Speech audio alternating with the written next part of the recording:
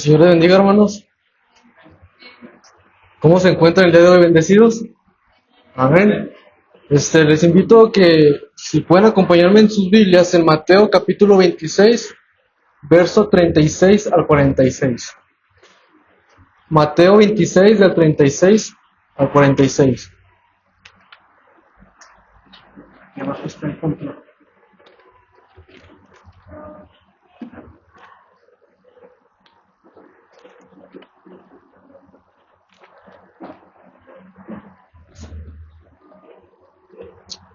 Al entrar a estos pasajes de la Biblia, hermanos, vamos a entrar en un jardín que se llama Getsemaní.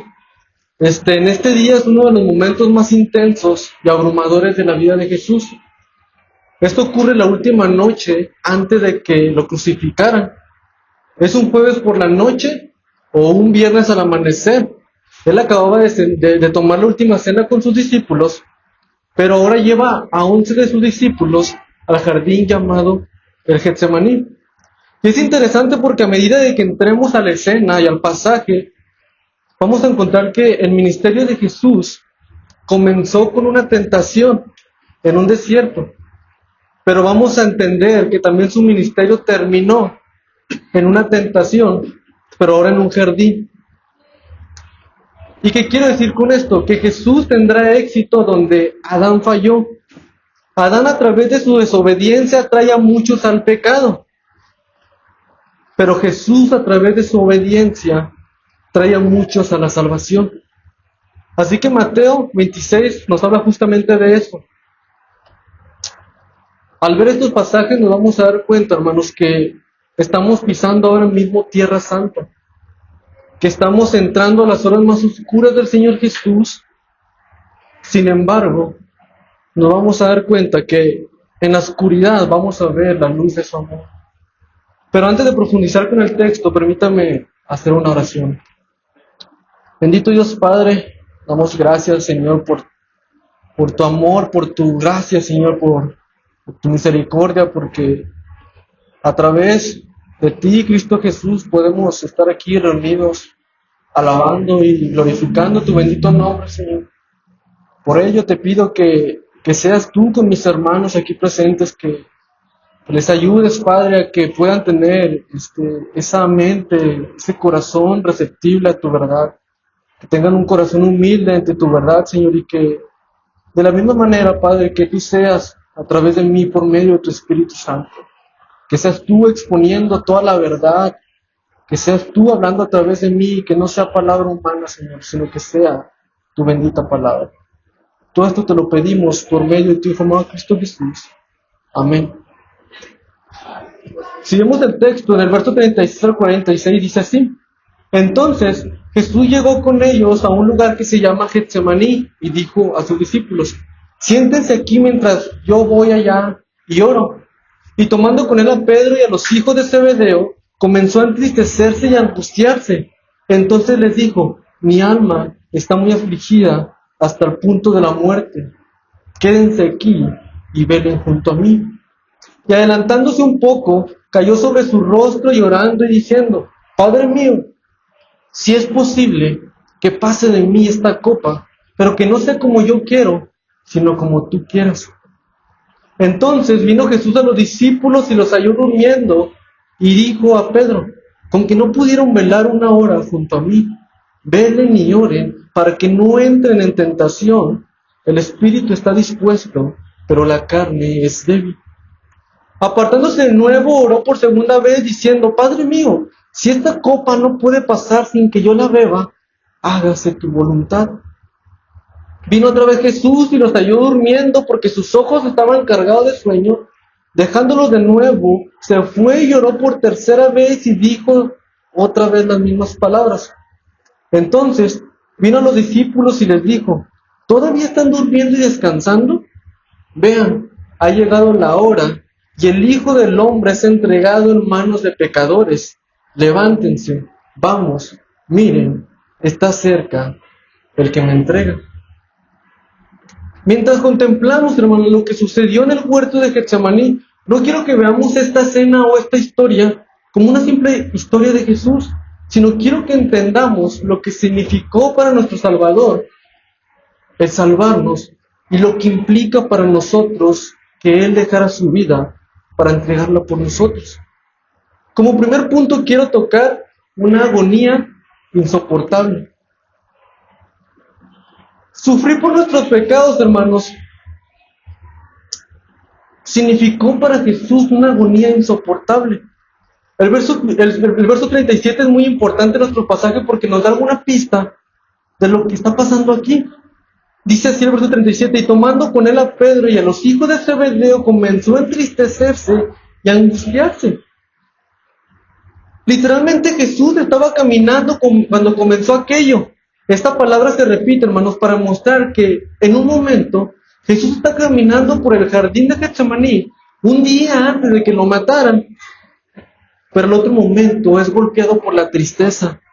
De repente la tristeza lo sorprende y la tristeza lo mueve y dice que está profundamente preocupado, el cual es una palabra que también se puede significar que está golpeado por el horror. Jesucristo está un día antes de que lo mataran, que lo crucificaran, y está golpeado por el horror.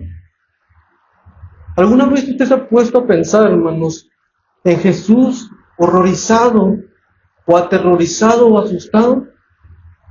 Casi nunca vemos a Jesús en la Biblia de esta manera.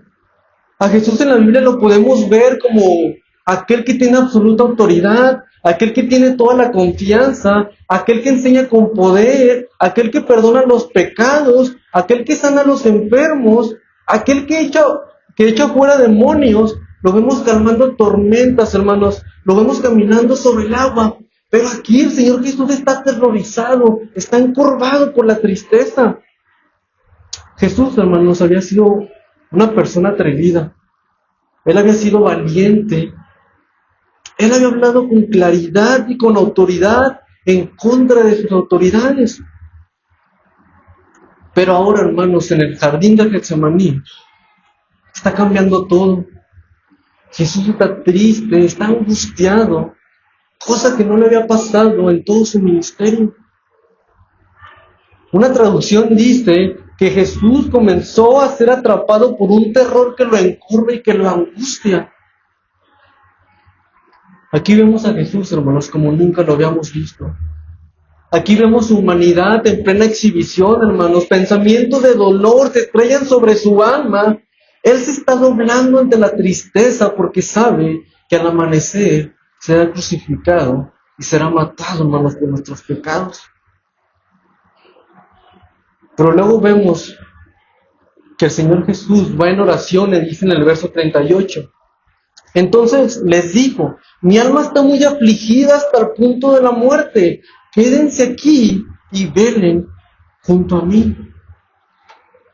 Aquí Jesús está aterrorizado, hermanos. Él está temblando, él está agarrado bajo el peso aplastante que está por suceder. Porque Jesús sabe, hermanos, lo que está por pasar. Jesús sabía que cuando amaneciera lo iban a masacrar, lo iban a matar, lo iban a torturar.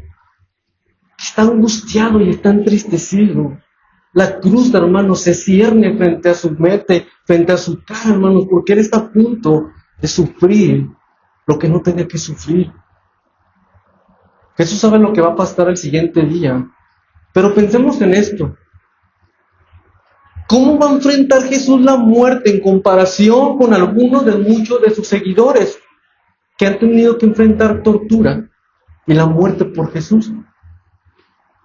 Tenemos historias, hermano, tras historias de seguidores de Jesús que han enfrentado la muerte y la tortura, pero lo hicieron con confianza. Hay muchos personajes que siguieron a Jesús, que predicaron a Jesús y que murieron por Jesús en tortura, pero ellos lo hicieron con una gran confianza. Un ejemplo es Policarpo. Policarpo fue el discípulo del apóstol Juan. Él fue llevado a las arenas romanas y fue amenazado con fuego y con animales salvajes si no maldecía a Cristo. Él tenía que maldecir a Cristo para que pudiera vivir. Si no, hermanos, él iba a ser matado por los animales y también por el fuego. Sin embargo, Policarpo, en lugar de negar a Jesús, este hombre miró a la multitud y les gritó: 86 años he servido a mi Señor y nunca me ha hecho ningún mal. ¿Cómo podría blasfemar, dice Policarpo, contra mi rey que me salvó? Policarpo tuvo una valentía inquebrantable frente a la muerte. Otro ejemplo de la iglesia primitiva, hermanos, es un mártir cristiano al que, para obligar a negar a Cristo, comenzaron a quemarle los pies. Mientras el fuego consumía lentamente sus pies y su carne, hermanos, le preguntaron si todavía seguía confesando a Jesús como su Señor y su Salvador. Ante esto, hermanos, él respondió que podían quemar su cuerpo, pero que su fe en Cristo no podía ser apagada por el fuego, aún en medio del dolor. Permaneció firme hasta la muerte. Por otro lado, hermanos, están Nicolás Wright y Latimer, quienes fueron quemados en una hoguera en Oxford, hermanos, por causa de su fe. Mientras ellos estaban en llamas, comenzaron a elevarse, hermanos, mientras las llamas comenzaron a elevarse alrededor de ellos, Latimer gritó a su amigo y le gritó: ten ánimo, amigo, y compórtate como un hombre. Hoy encenderemos, hermanos, dice, en Inglaterra una vela que por la gracia de Dios nunca será apagada. Ellos también mostraron un coraje, hermanos, increíble frente a la muerte. Tenemos muchas historias como esta de seguidores de Cristo que han predicado a Cristo, que han vivido para Cristo, pero que han sido muertos y torturados por Cristo. Pero si vemos, ellos han enfrentado la muerte con alegría, con tranquilidad y con valentía. Pero si luego vamos a las Escrituras y vemos al Señor Jesucristo, el fundador de la fe, lo vemos, hermanos, que Él está temblando. Él está angustiado, hermanos. Él está buscando una salida. Él está diciendo: Padre, si es posible que pase de mí esta copa, que se haga tu voluntad. Entonces surge una pregunta muy importante. ¿Por qué tantos seguidores de Jesús han enfrentado la muerte con alegría y con menos miedo que Jesús? ¿Por qué muchos seguidores de Jesús han enfrentado la muerte con valentía, con alegría, pero Jesús no? Porque muchos de sus seguidores no han muerto como Cristo va a morir. La respuesta es, hermanos, porque nadie ha enfrentado la muerte como Jesús la enfrentó. Nadie ha pasado lo que Él pasó. Si observamos a Jesús, hermanos, sabemos que Él sabía que iba a morir al siguiente día. Sabíamos que Él sabía que al amanecer lo iban a matar, lo iban a crucificar. Él lo sabía. Por eso se angustia. Sin embargo, hermanos, su agonía en el jardín del Getsemaní no se debe simplemente al hecho de que iba a morir físicamente. No es la muerte física lo que aterroriza al Señor Jesús. Algo más ocupa su mente del Señor Jesucristo. Él no temía que iba a morir físicamente, no, hermano. Algo más ha venido sobre Él y lo ha derribado. Es un peso, hermanos, tan grande que lo ha atrapado con un terror tan profundo. Y la pregunta es, entonces, ¿qué es lo que lo hace ser algo tan terrible para el Señor Jesús? El mismo pasaje nos lo dice. ¿Qué es lo que el Señor Jesús ora? ¿Cuál es el deseo del Señor Jesús? Él dice: esta copa, aparta de mí esta copa, Señor. Él dice: Padre mío, si es posible, deja que esta copa pase de mí. Entonces la pregunta para nosotros es: ¿qué significa esta copa? ¿Qué es esta copa que aterroriza al Señor Jesús? En las culturas antiguas, la copa muchas veces representaba una prueba o algo que una persona tenía que beber para atravesar algo como parte de su destino o de su juicio. Pero en este contexto del Nuevo Testamento, del cual Jesús está profundamente empapado y angustiado, la copa para el Señor Jesucristo significa mucho más que simplemente el sufrimiento humano. La copa, hermanos, para el Señor Jesucristo representa la ira de Dios derramada, hermanos, sobre Jesucristo. Dios derrama su ira, hermanos, sobre el mal. La copa era precisamente el castigo que Dios debía derramar sobre los culpables. ¿Y sabe algo, hermano? Nosotros éramos los culpables. Nosotros deberíamos de recibir esa copa de la ira de Dios sobre nosotros. De hecho, en Ezequiel 23 dice, beberás la copa del horror y de la desolación. En Isaías 51 también se habla de la copa de la ira del Señor. Una copa que hace temblar a quien la bebe. Entonces imagine esto, hermanos, la imagen es fuerte. Es como beber un veneno ardiente que destruye por dentro. Es la representación bíblica de la ira de Dios derramada contra el pecado. Y es justamente, hermanos, esta copa que está por beber Jesucristo. No es simplemente el dolor físico, hermano, de la cruz lo que lo llena de angustia, sino que es el hecho de beber la copa del juicio de Dios contra el pecado del mundo. Policarpo y todos los demás que murieron por Jesús fueron valientes al morir por Cristo, pero ninguno de ellos se enfrentó, hermanos, jamás a una muerte como esta. Ninguno de ellos se enfrentó jamás a esta copa del horror. Porque la copa es la ira de Dios, hermano. La copa es la santa ira de Dios, es mucho más que el sufrimiento físico, es más que el rechazo, es más que la vergüenza, es más que la separación, es mucho más, hermanos, que golpearan a Jesús. La copa de la ira de Dios es mucho más que le escupieran, es mucho más que lo masacraran, es mucho más que lo crucificaran en la cruz. Es mucho más que le clavaran una corona de espinas. Es mucho más, hermanos, que lo abandonaran sus discípulos. La copa, hermanos, es el peso completo de la justicia de Dios sobre solo un hombre, sobre solo un alma, hermano. ¿Y qué significó esto para Jesús? ¿Cómo podemos comprender lo que significa la ira de Dios sobre Jesús?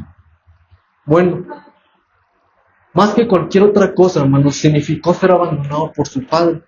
Quiero preguntarle, ¿alguna vez usted ha sido abandonado por su Padre?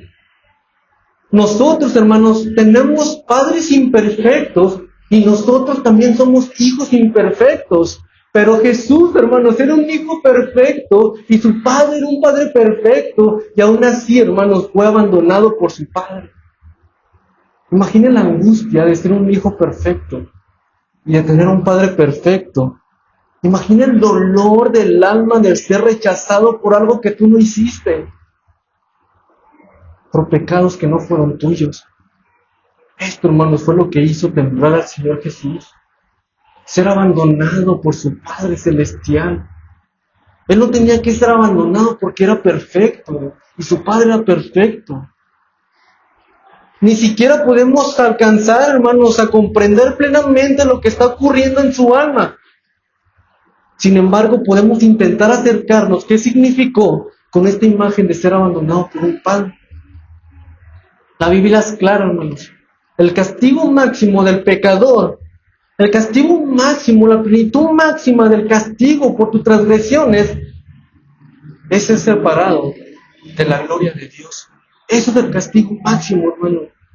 Vemos en pasajes como 2 de Tesalonicenses capítulo 1, donde está hablando de que el juicio final se dice que los pecadores que no se han arrepentido ni han creído en Jesús serán excluidos de la presencia de Dios.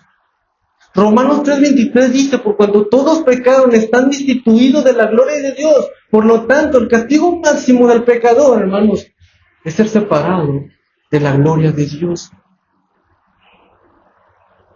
Entonces, el mayor horror de todos, hermanos, es ser excluido de la presencia de Dios Padre. Es ser cortado de su gloria. Esto es así porque nosotros fuimos creados para estar con Dios.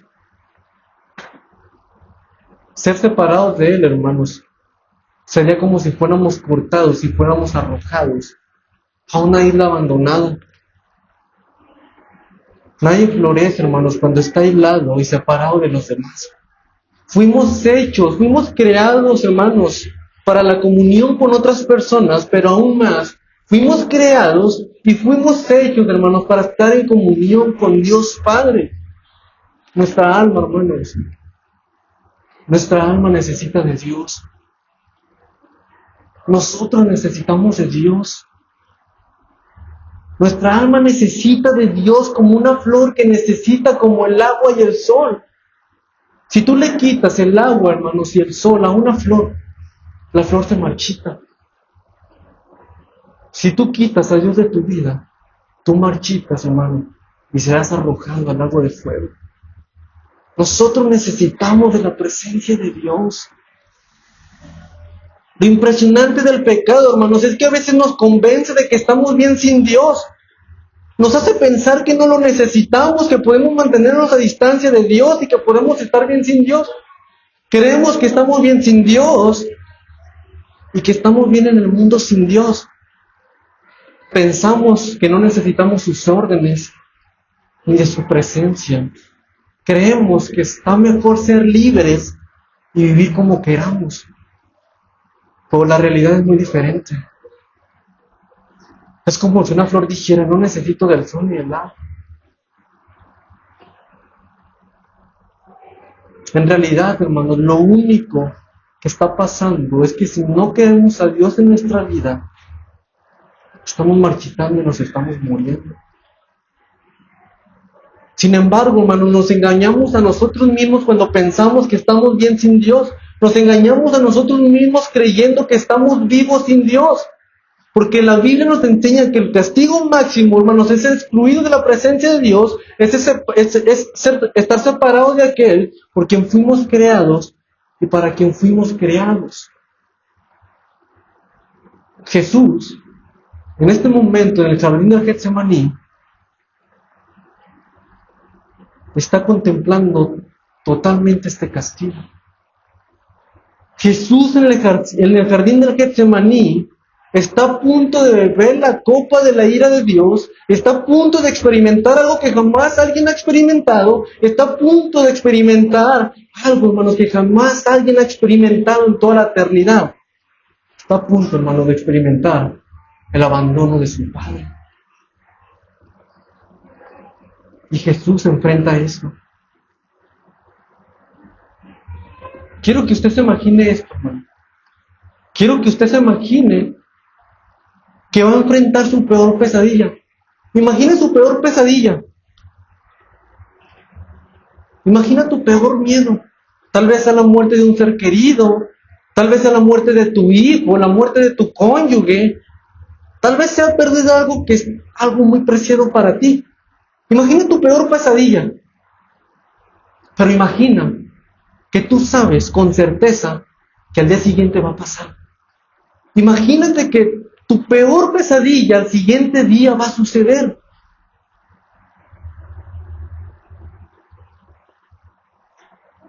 Imagina tu peor pesadilla.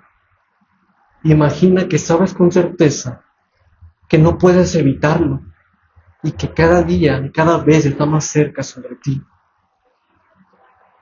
Esto le pasó al Señor Jesucristo. Esa era su peor pesadilla. Pero él sabía con certeza que él no podía evitar lo que iba a pasar al día siguiente. Regresando al texto, hermanos, Jesús estaba viviendo exactamente eso. Jonathan Edwards, hermanos, un buen predicador, en uno de sus sermones lo describe así. Él dice que el dolor y la angustia que sufrió el alma de Jesús en esa visión viva es que Dios Padre, por así decirlo, puso el infierno delante de Jesús. Entonces Jesús tuvo que ver una visión cercana del horno de la ira que iba a recibir el día siguiente. Jonathan Edwards dice que cuando Jesús comenzó a contemplar lo que le iba a suceder al día siguiente, es como si Dios pusiera al Señor Jesucristo al borde de la deriva o al borde de ver todo el infierno que iba a suceder sobre su vida, y que por ello Él suplica que pase de mí esta copa. Jesús, hermanos, el Hijo de Dios, está pidiendo una alternativa a la cruz. Jesús, el Hijo de Dios, está buscando otra opción para salvarnos. Pero piensen esto. Esto, hermanos, es precisamente a lo que el Señor Jesús vino a la tierra. A sufrir todo esto, hermano. Isaías 53:7 dice, porque como cordero fue llevado al matadero. Esa fue su misión en la tierra. Precisamente Él vino a eso, hermano, a morir por nosotros. Pero ahora, al tener esta visión tan cercana delante de Él parece decir: Padre, ¿hay alguna otra manera que pueda salvar al mundo? Porque Él contempla que lo que va a vivir es algo muy terrorífico para su vida. Jesús, antes de este pasaje que estamos viendo, Jesús había citado a sus discípulos al profeta Zacarías. Antes de esta historia, Jesús le dice a sus discípulos que el pastor sería herido por Dios y las ovejas serían dispersas. El Señor Jesús ya sabía todo lo que iba a vivir, que de hecho les hace con antelación a sus discípulos que el pastor sería herido y que las ovejas serían dispersas. Pero ahora en el jardín, hermanos, es como si dijera: Padre, si es posible, haz cualquier cosa menos golpearme a mí. Encuentra otra manera, encuentra otra forma para poder yo salvar al mundo. William Lagrange dice que la terrible tristeza y ansiedad de la que surge de la oración que pase la copa no es una expresión de miedo ante su destino oscuro, ni un encogimiento ante la perspectiva del sufrimiento físico en la muerte. Más bien, el horror de aquel que vive en perfecta santidad para con el Padre, ante la perspectiva de la aniquilación de Dios, conlleva un juicio sobre el pecado que Jesús asume por nosotros. Este horror, hermanos, anticipa el grito de abandono de Dios Padre ante Jesús. Jesús, hermanos, vino para estar con el Padre, pero Jesús, hermanos, encontró el infierno en lugar del cielo. Y ante esto Jesús se tambaleó. Jesús tiene el infierno abierto delante de Él y se tambalea. Mientras mira fijamente la copa de la ira de Dios, se estremece. Y esto es lo que significa que Jesús fue hecho pecado por nosotros. Él ve lo que implica ser aplastado por el juicio de Dios Padre a causa de nuestros pecados, de nuestras malas acciones, porque nosotros, hermanos, realmente merecíamos el infierno, merecíamos el lago de fuego, pero precisamente el Señor Jesús vino por esto y para esto, para morir por nosotros, para que nosotros no tuviéramos que sufrir eso. Por eso, nunca, hermanos, un hombre ha enfrentado un sufrimiento como este. Nunca nadie ha orado con tanta angustia, con tanta intensidad y con tanta emoción. Pero la pregunta es, y ante todo lo que está pasando el Señor Jesús, ante todo lo que Él sabe que le va a pasar el siguiente día, la pregunta es, ¿qué dice el cielo ante lo que le está sucediendo al Señor Jesús? Si observamos el texto, hermanos, el cielo está en silencio. No hay respuesta de parte del cielo. Y esto es el silencio de Dios. El Padre no habla ante lo que el Señor Jesús está viviendo. Pero ¿por qué por qué Dios Padre no responde a las oraciones de Jesús? Porque aquí entra Juan 3:16. Porque de tal manera amó Dios al mundo, que ha enviado justamente a su Hijo unigénito, para que todo aquel que en Él cree no se pierda, mas tenga vida eterna. El Señor Jesús está viviendo toda esta agonía, toda esta tristeza, pero ¿por qué Dios no responde? Porque el propósito de Dios era esto, que Jesús viviera estas cosas por nosotros. Y esto, hermano, fue lo que significó para Jesús llevar nuestros pecados. Esto es lo que significó una agonía insoportable, significó ver la ira por nuestras acciones, significó enfrentar una tentación más grande, la que cualquier hombre haya enfrentado, significó ser abandonado por su propio Padre Celestial.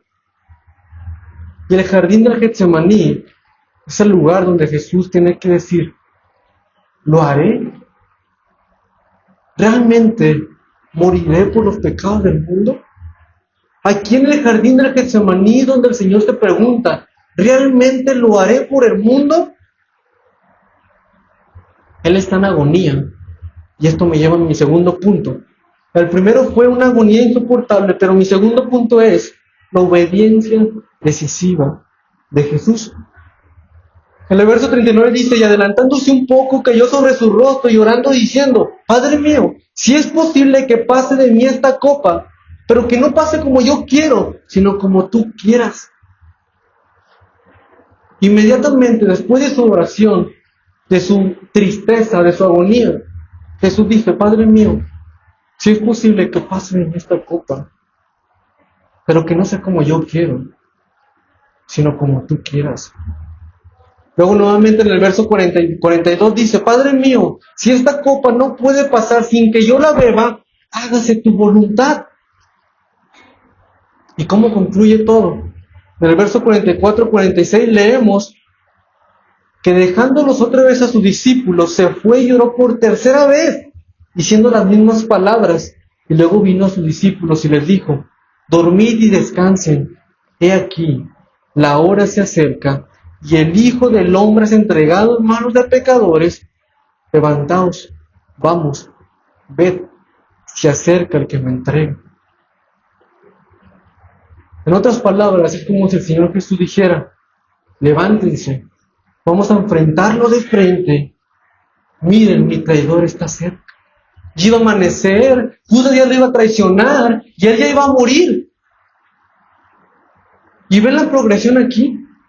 Jesús, al inicio de los versículos, inicia con sufrimiento, inicia con angustia, inicia con tristeza, pero esto y la oración lo mueve a una sumisión que al final vemos una decisión firme.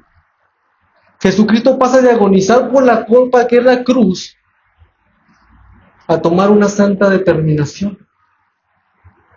Jesús abraza la agonía, la atraviesa por medio de la oración. Aunque el cielo guarda silencio, hermanos, de Jesús emerge una santa decisión, el cual es obedecer a Dios Padre. Estaba triste, estaba angustiado, pero él decide obedecer al Señor, a Dios Padre. Pero más que eso, hermanos, vemos al Señor Jesús con una confianza plena y perfecta ante Dios Padre. ¿Sabe qué, hermano? Nadie jamás en la vida ha obedecido y ha confiado en Dios como Jesús lo hizo. Piensen esto. Siglos antes, hermanos, Dios puso a Adán también en un jardín. Y Dios le dijo a Adán, obedece sobre este árbol y estarás conmigo eternamente. Pero Adán desobedeció. Pero ahora, el jardín del Getsemaní, Dios vuelve a poner al segundo Adán, el cual es Jesús, lo pone en otro jardín y le dice, Jesús, obedece sobre la cruz y morirás. Obedece sobre la cruz y te heriré y te abandonaré. Adán se obedecía y iba a ser bendecido, pero no obedeció. Jesús se obedecía y iba a ser matado, crucificado, herido y abandonado. Y Jesús ante esto decide obedecer. Nadie jamás ha obedecido a Dios Padre como Jesús lo ha hecho. Pero aún así, hermanos, ante la angustia, Jesús decide obedecer. Cuando Jesús salió del Getsemaní, no salió, hermanos, porque el dolor hubiera desaparecido. No salió porque la copa hubiera dejado de ser amarga. No salió porque había decidido obedecer. Él se levantó, hermanos, para ser arrastrado, se levantó para ser golpeado, se levantó para ser escupido, masacrado, se levantó para ser cargado en una cruz, se levantó para ser abandonado, hermanos, pero sobre todo se levantó para salvar a pecadores como nosotros. Esa fue la primera intención del Señor Jesús, morir por nosotros. Y les quiero decir algo, hermanos. Porque si Jesús hubiera abandonado el camino, si Jesús no hubiera decidido obedecer a Dios Padre, si Jesús no hubiera decidido morir, no había esperanza el día de hoy para nosotros. Si Jesús no hubiera decidido obedecer ante la angustia que estaba pasando, nosotros, hermanos, estuviéramos totalmente perdidos. Nosotros no tuviéramos esperanza final. Nosotros no tuviéramos una paz total como la tenemos el día de hoy. Pero en medio de la agonía más grande que jamás haya existido, Jesús dijo, que no se haga mi voluntad, Padre, sino la tuya. Gracias a esa obediencia, hermanos, hay perdón para el culpable y nosotros somos culpables. Gracias a esa obediencia hay esperanza para el pecador. Hay vida eterna, hermanos, para todo aquel que en él cree. Para concluir,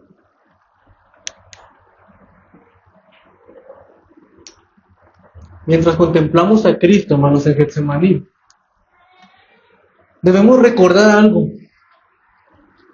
Debemos de recordar, hermanos, que la copa que Jesús bebió era una copa que nosotros merecíamos tomar.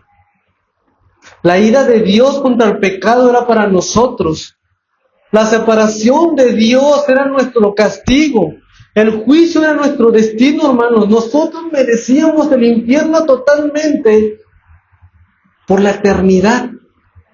Nosotros merecíamos ser destruidos por la santa ira de Dios Padre. Pero Jesús se puso en nuestro lugar, hermanos.